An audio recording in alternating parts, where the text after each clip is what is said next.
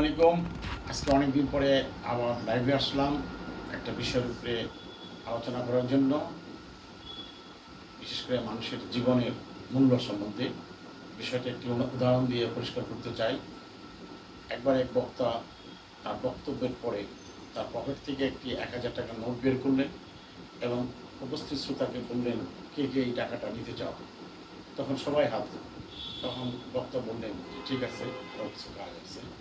তারপরে বক্তা সে টাকাটাকে হাতের মধ্যে ভাঁজ করে মুচড়ায় ফেললেন এবং মুচড়ানোর পরে শ্রোতাকে আবার জিজ্ঞেস করলেন, এখন কে নিতে চান?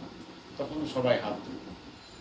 তখন বক্তা সেই টাকাটা মাটিতে ফেলে জুতা দিয়ে টাকাটাকে নোংরা করে ফেললো এবং নোংরা করার পরে আবার জিজ্ঞেস করলো, এখন কে টাকাটা নিতে চান?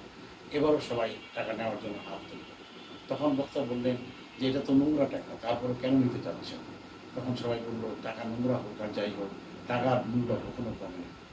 তখন তিনি বললেন, হ্যাঁ ঠিকই, মানুষের জীবনও সেরকম মূল্যবান।